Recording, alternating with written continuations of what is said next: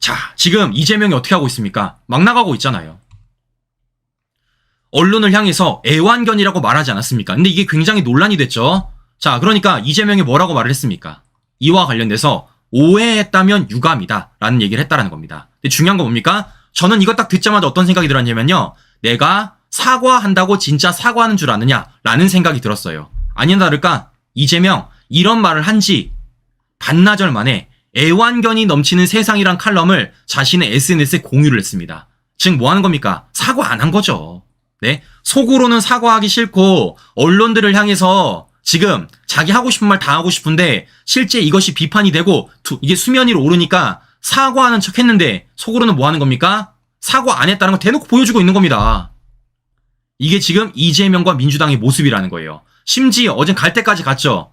민주당의 최고위원이라는 사람이 민주당은 아버지는 이재명이다 라는 얘기하면서 본인을 개딸로 인증을 한 거예요. 개딸로. 왜냐? 이재명을 아빠라고 부르는 사람들은요. 개딸들밖에 없습니다. 근데 지금 민주당 최고위원이라는 사람이 이재명이 민주당의 아버지래요. 즉 이재명을 향해서 아빠 이렇게 부르고 있다라는 겁니다. 이게 정상적이냐고 정상적. 네? 말이 안 되는 거죠. 그야말대로. 정말 어처구니없는 일이 벌어지고 있다라는 거고 자 이런 가운데서 이재명은 뭐 하겠다라는 겁니까? 자신의 방탄을 위해서 연임을 하겠다라는 겁니다. 실제 오는 21일 대표직을 사퇴를 하고 실제 그 대표직을 사퇴함에 있어서 연임 얘기까지 나오고 있다라는 얘기가 나오고 있어요. 근데 중요한 건 민주당 내부에서 이재명을 대적할 사람이 지금 없어 보인다라는 겁니다. 왜냐? 지난번에 이재명이 딱 설의했잖아요. 싹 다 잘라버리고 처리하지 않았습니까? 그래 실제 지금 당대표로 나올 수 있는 사람이 이재명밖에 없다라는 게 민주당 내부 모습이고 실제 민주당이 당대표를 뽑음에 있어서 뭐 하는 겁니까? 찬반 양성으로 돌아갈 가능성이 매우 높다라는 겁니다. 이거 어디서 보는 겁니까? 북한에서 보이는 거예요. 북한에서. 네? 북한에서 뭐 하는 겁니까? 김정은과 관련돼가지고 찬성하십니까? 들고 찬성 안 하십니까? 내리는 거 아니겠습니까? 이게 지금 민주당 상황이라는 겁니다.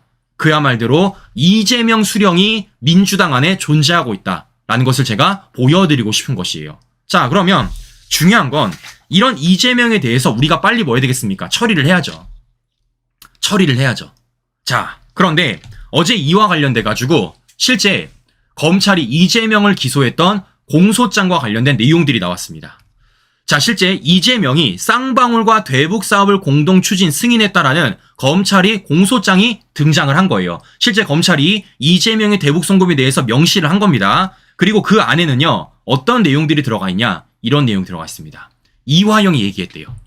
대납 사실 지사님도 알고 있더라고요. 자, 실제 김성태가 이 지사가 대납 사실에 대해 알고 있느냐라고 여러 차례 물어봤답니다. 근데 그때마다 이화영이 이재명이 알고 있다라는 얘기를 했다라는 겁니다. 근데 그 내용이요.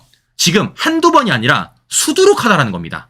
수두룩하다라는 거예요. 그리고 아마 손상대 TV를 여러 동안 보신 분들은 아시겠지만요. 그게 왜 수두룩할 수밖에 없는지 너무 잘 아실 겁니다. 왜냐? 시간 순서에 땅딱딱 맞춰지잖아요. 시간 순서에. 네? 그 시간 순서마다 이재명이 공문서 만들었고 그 시간 순서마다 대북 송금이 이루어졌는데 이걸 어떻게 이재명이 모를 수 있냐라는 말씀을 제가 좀 드려보고 싶은 것입니다.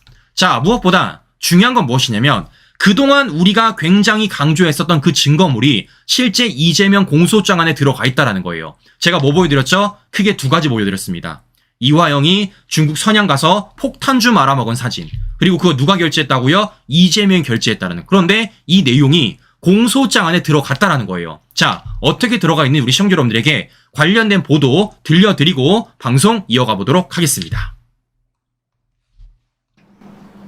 검찰은 50쪽 분량 공소장에 이 대표가 쌍방울과의 대북 사업 공동 추진을 승인했다고 명시했습니다.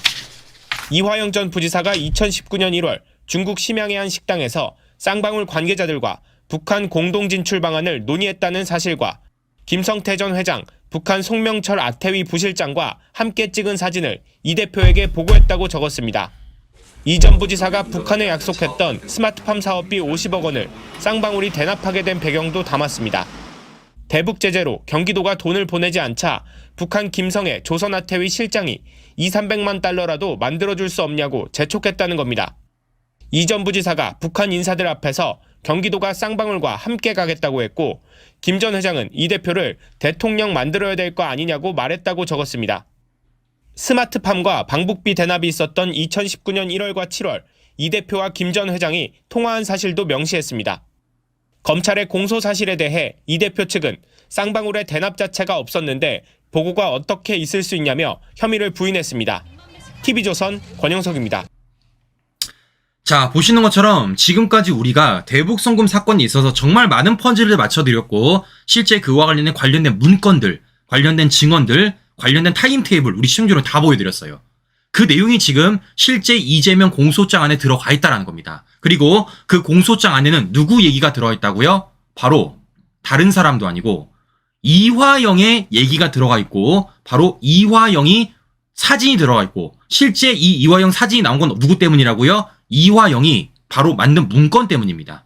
이화영이 이재명한테 보고하도록 만든 문건 안에 이 사진이 들어가 있다는 거예요. 이걸 검찰이 입수했고 실제 이와 관련해서 이화영 1심 선고 나왔고 이재명 대북송을 기소한 겁니다. 자, 그러면 이제 뭐 어떻겠습니까?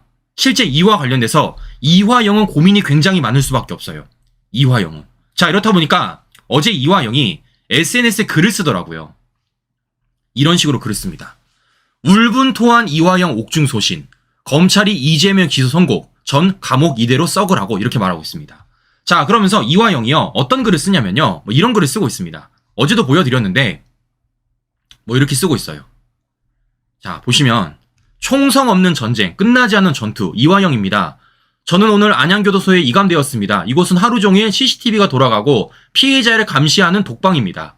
접견한 변호사의 말을 빌리자면 징벌방이나 있는 CCTV가 있는 방입니다. 검찰은 번갯불에 콩 굽듯 부랴부랴 저를 이곳에 이감시켰습니다. 이렇게 말합니다. 여기서 두 가지 포인트는 무엇이냐면요. 지금 이화영이 자신이 사실상 징벌방이나 다름없는 방에 들어가 있다. CCTV로 감시받고 있다라는 얘기하는 거고 두 번째는 이걸 검찰이 넣었다 얘기하고 있는 겁니다. 그런데 이거 제가 어제 팩트 체크해드렸죠.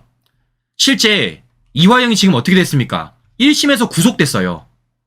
네? 징역 9년 6개월 나왔습니다. 그러면 구치소에서 이제 어디 가는 겁니까? 교도소 가는 겁니다. 즉 이감이 되는 거예요. 그 이감은요. 누가 하는 거냐? 검찰이 못해요. 법무부가 하는 겁니다. 법무부. 법무부 안에는요. 교정본부라는 곳이 있습니다. 교정본부. 그 교정본부가 하는 것이 바로 이화영이 이감이에요. 즉 이화영이 지금 자신이 사실상 징벌방이나 다름없는 곳에서 CCTV로 감시받고 있다라고 얘기하는데 그건요. 검찰이 하는 게 아니라 법무부 교정본부에서 하는 거라고요. 팩트체크 되는 겁니다. 자, 더 웃긴 건 무엇이냐. 지금 이화영이 자신이 CCTV로 감시받는 징벌방이나 다름없는 곳에 있다라고 주장하지 않습니까? 그런데 이와 관련돼서 법무 측도 팩트체크 해줬습니다. 뭐라는 겁니까? 아니다. 일반 거실이다. 일반 거실. 네? 징벌방도 아니고 일반 거실이라는 겁니다. 지금 뭐 하는 겁니까? 당연히 있어야 될 곳에 있는 것이고 그 안에 당연히 달려야 될 CCTV가 있다라는 거예요. 근데 이화영은 뭐 하는 겁니까? 이와 관련돼가지고 세상 불쌍한 척은 다 하고 있는 겁니다. 이봐라! 검찰이 나 독방 넣었다. 이 독방 알고 보니까 징벌방이나 다름없다. 여기 CCTV 설치돼 있다. 나 이런 사람이다. 라고 지금 개딸들한테 보여주고 있다라는 겁니다. 자, 지금 여러분들 결국 뭐겠습니까? 저는요. 이 글이 딱 뭐 하는 겁니까? 이화영이 지금 심리를 읽어준다고 생각해요. 이화영의 심리.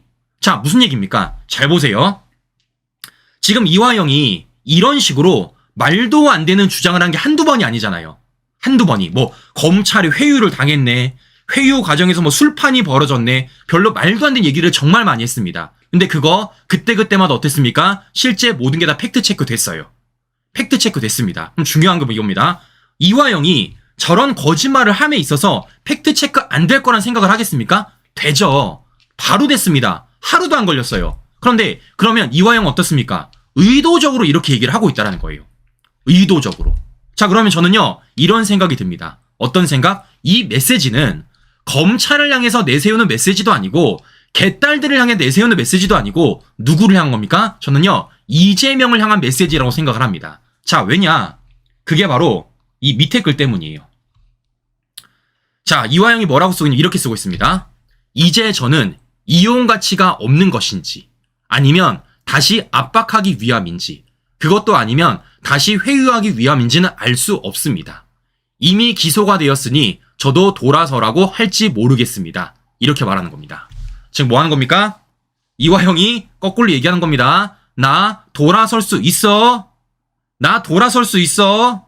나 잊으면 안 돼. 지금 어떤 상황이라는 거예요? 지금 총성 없는 전쟁이다. 끝까지 전투하자라는 겁니다. 근데 그런 가운데서 나 이지면 돌아설 수 있어 라고 생각을 하고 있다라는 거예요. 자, 시민 여러분들 글을 잘 보세요. 글을. 자, 지금 검찰이 이화영을 회유할 일이 있습니까? 더 나아가 회유할 가치가 있어요? 없어요. 이화영 재판은 끝났습니다. 실제 그 재판 안에 그리고 어떻습니까? 재판부가 대북송금을 인정을 했고 그 대북송금이 있어서 누구 때문에 대북송금했다고요? 이재명의 방북 사례금이라고 인정까지 했습니다. 그리고 판결문 안에 뭐가 들어가겠다고요? 이재명이 104번이나 언급돼 있다고요. 그런데 검찰이 이화영을 왜 회유합니까? 네? 물증 있지. 관련자 진술 있지. 그걸 토대로 1심 판결문 나왔지. 이 과정에서 이화영의 회유가 왜 필요해? 이화영은 필요가 없어 더 이상. 네? 이화영은 더 이상 필요가 없습니다. 검찰은 이화영한테 할 게 없다고요 더 이상요. 근데 지금 뭐 하는 겁니까? 이화영은요 마치 검찰이 자신을 또 압박할 수도 있다. 나 또 회유할 수도 있다. 나 또 돌아서라고 할 수도 있다. 라는 말을 하고 있다라는 겁니다. 뭐 하는 겁니까? 검찰한테 하는 말이 아니에요. 누구한테? 이재명한테 하고 있는 겁니다. 이재명한테. 뭐 하는 겁니까? 내가 지금 이재명 쉴드 쳐주다가 독방 들어가 있다. 내가 들어보니까 징벌방이나 다름없다더라. CCTV 설치돼 있다. 나 심지어는 이와 관련돼가지고 5억 뇌물죄로 추가 기소까지 되었다.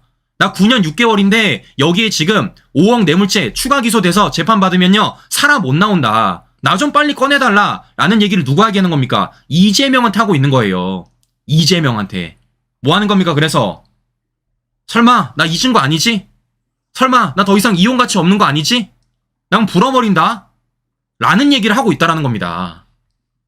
자, 보시는 것처럼 이 글 하나로도 지금 우리가 이화영의 심리를 어느 정도 읽을 수 있다라는 생각이 든다라는 거예요. 자, 그러면 어떻습니까? 이와 관련돼서 중요한 건 앞으로 이재명의 입장이죠. 이재명의 입장. 자, 그러니까 우린 이런 겁니다. 이재명이 항상 잘하는 것 중에 하나가 무엇입니까? 바로 꼬리 자르기입니다. 꼬리 자르기. 자, 실제 이재명이 과거에 이화영과 관련돼가지고 뭐라 그랬습니까? 이런 식으로 얘기를 했었어요. 나 몰래 독단적으로 대북 사업을 추진했다. 이렇게 말을 했습니다. 사실상 이화영의 꼬리를 잘랐던 거예요. 그런데 이런 과정 속에서 지금 어떤 일이 벌어졌습니까? 실제 이화영이 검찰에 진술을 해버렸죠. 검찰이 진술을 해버렸습니다. 근데 이게 깜짝 놀라니까 어떻게 된 겁니까? 실제 이화영을 회유를 해서 실제적으로 어떻습니까? 이화영이 검찰한테 겁박받고 회유받았다고 말이 다시 뒤바뀌게 된 거예요. 그런 전후 관계가 있다고요. 자, 그런데 지금 어떻습니까? 그 상황 속에서 이화영의 1심 선고가 나온 것이고 그 1심 선고 가운데 이화영이 5억 뇌물죄로 추가 기소까지 된 거예요. 그럼 이화영 입장은 어떻습니까? 이재명한테 계속 메시지 넣어놔야죠. 계속 메시지. 나 꼬리 자르지 마. 나 끝까지 책임져. 나 책임 안 지면 다 불어버릴 거야. 저는 그런 메시지를 지금 이화영이 쓰고 있다고 생각하는 것입니다. 자, 그럼 우리 어떻게 하면 되겠습니까? 그냥 이대로 가면 되는 거예요. 이대로 가면 되는 겁니다. 왜냐? 우리가 가진 게 더 많기 때문에. 실제 검찰에 물증이 있고요. 그 물증을 토대로 우리는 진술을 얻어냈고요. 그 물증과 진술로 1심 판결문까지 들었습니다. 그리고 그와 관련돼서 이재명을 대북 선고로 기소까지 했다고요. 근데 지금 이들은 어떻게 하고 있습니까? 이걸 어떻게든 뭉개보려고 뭐 하고 있습니까? 실제적으로 말도 안 되는 검사 탄핵을 추진하고 있고, 자, 심지어는요, 뭐까지 하고 있느냐? 이런 거 하겠다는 겁니다. 이런 거. 와. 이화영이랑 김성태를 국회에서 대지시키겠대요. 이게 지금 민주당 상황이라는 겁니다. 네? 지금 민주당이 대북송금 사건에 있어서 검사 탄핵하겠다고 겁박하고 있는 이젠 대놓고 국회에다가 이화영, 김성태 불러다가 대질까지 시키겠다라는 겁니다. 여론전 펼치겠다라는 거죠. 여론전. 그러면 이 자리에서 제가 여쭤보겠습니다. 이게 팩트체크가 되겠냐고요. 팩트체크가. 안 되는 거죠. 아, 물론 이화영이랑 김성태가 국회에 등장해가지고 서로 싸우면 우리는 보기는 재밌을 거예요. 보기는 재밌을 겁니다. 근데 중요한 건 뭡니까? 이게 국익에 아무 도움이 안 돼요. 네? 실제적으로 지금 말씀드린 것처럼 대외적으로 어떤 일들이 벌어지고 있고 국제관계가 어떤 식으로 벌어지고 굉장히 할 일들이 산적해 있습니다. 근데 그런 가운데 또 저렇게 국회에서 논쟁만 벌이면 어떻습니까? 이와 관련돼가지고 우리는요 또다시 말든 이슈에 매몰이 돼서 또 치고받고 싸우는 것밖에 안 되는 겁니다. 정말 문제가 심각하다라는 생각이 든다라는 거예요. 그래서 뭐 하는 겁니까? 사법부가 빨리 이와 관련돼서 결론 내려줘야 된다라는 거예요. 결론. 네? 지금 민주당은 계속해서 이재명 방탄을 하려고 별의 별짓을 다 하고 있고 이재명을 살아남으려고 사실상 민주당을 장악하지 않았습니까? 그러면 이걸 해결될 곳은 어디겠습니까? 결국은 사법부라는 겁니다. 즉 뭐 하는 겁니까? 우리는 계속해서 사법부를 향해서 목소리 내야 되는 거예요. 즉 뭐 하는 거예요? 검찰을 향해서 우리가 목소리 내서 실제 수사 결과를 만들어낸 것처럼 사법부를 향해서도 빨리 마침표 찍게 우리가 목소리 내야 되는 겁니다. 그 중에 하나가 뭐겠습니까? 많아요. 이재명 사건에는. 그 중에 하나가 가장 빠른 게 뭐겠습니까? 바로 위증교사와 관련된 재판이라는 겁니다. 말씀드렸죠? 증인 2명밖에 안 남았어요. 지금 들리기로는 여름 안에 판결문 나올 수도 있다는 겁니다. 자, 그렇기 때문에 이와 관련해서 우리가 좀 더 집중을 해야 되는 것이고 이와 관련돼서 더 많이 알려야 된다라는 말씀을 제가 전해드리는 것입니다. 자, 무엇보다 또 중요한 게 뭐겠습니까? 어제 이종배 시원님이 김정수 고발건 관련해서 고발인 조사 받으셨어요. 야, 어제 무려 11시간을 받았대요. 원래 제가 어제는 이종배 시원이랑 통화를 해가지고 관련된 좀 분위기나 관련된 내용들을 여쭤보려고 그랬는데 야, 저도 물어볼 수가 없겠더라고요. 지금 이 정도로 고생을 하고 계신다는 겁니다. 이 정도로. 네. 자, 보시는 것처럼 실제 언론들이 많이 보도를 해주지 않고 있지만 실제 검찰청 앞에서 또는 법정 앞에서 이들을 향해 수사 촉구, 재판 촉구 목소리 내는 분들이 굉장히 많다. 그런 가운데 실제 고소 고발장을 제출함으로써 저렇게 검찰에 직접 출석을 해서 개인 시간까지 투자하는 분들이 굉장히 많다라는 겁니다. 저는 이런 분들이 우리가 더 알아줘야 되지 않을까라는 생각이 든다라는 거예요. 제가 여쭤보겠습니다. 이런 분들의 행보들, 이런 분들의 지금 이런 모습들이 우리의 가치와 부합이 됩니까? 안 됩니까? 신규 여러분들. 되잖아요. 우리가 목적하는 거고 우리가 하고자 하는 건 아니겠습니까? 어쩌면 우리가 하고자 하는 것을 뭡니까? 본인들이 직접 나서주는 분들 아니겠어요. 자, 그렇기 때문에 이와 관련돼가지고 우리가 좀 더 관심을 기울여야 되고 그와 관련 응원 보내줘야 되지 않을까라는 말씀을 제가 좀 해드려보고 싶은 것입니다. 자, 지금 전당대회가 다가오고 있으니까요. 실제 뭐 저의 방송 내용을 아시겠지만 제가 실제적으로 지금 어떤 식으로 방송을 하고 있는지 충분히 느끼실 겁니다. 특히 그리고 한동훈 위원장과 관련돼서 제가 어떤 식의 뉘앙스를 있는지 충분히 느끼실 거예요. 자, 그렇다 보니까 뭐 저한테 많은 얘기들을 하시더라고요. 뭐 첫 번째 뭐 헤어스타일이 왜 그러냐, 두 번째 생긴 게 왜 그러냐, 뭐 세 번째 옷은 왜 똑같은 거 입느냐, 뭐 네 번째 제발 6월이라고 발언 좀 해라 라는 얘기를 합니다. 네, 뭐 헤어스타일 어쩔 수 없습니다. 제가 머리를 못 만져요. 생긴 거 뭐 어쩔 수 없죠. 타고난 건데. 옷 이거 말씀드리면요 똑같은 옷 아니에요. 네, 맨날 갈아입습니다. 네, 여러 벌입니다. 여러 벌. 네, 여러 벌. 네. 근데 제가 그냥 옷을 다른 걸 막 바꿔입기가 너무 그냥 그래서 여러 벌 그냥 갖고 있는 거예요.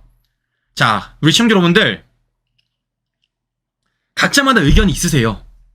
각자마다 의견이 있으십니다. 근데 저는요 그 각자마다 의견에 강요하고 싶지 않습니다. 강요하고 싶지 않아요. 왜냐? 제가 제 의견 표명한다고 들어주시겠습니까?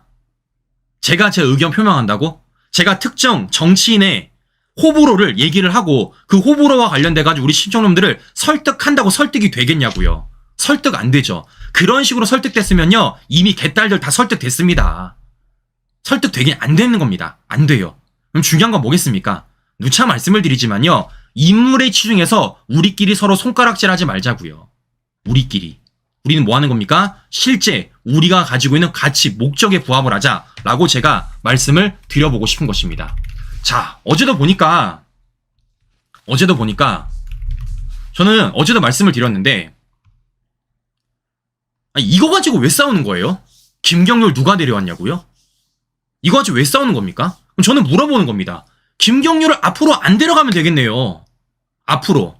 네, 그러니까 실제 지난 총선 과정 속에서 김경률을 누가 먼저 데려왔냐라는 것으로 지금 싸우고 있다는 겁니다. 근데 저는 물어보는 겁니다. 그럼 싫은 거 아닙니까? 다 양측 다. 그럼 앞으로 뭐 하는 겁니까?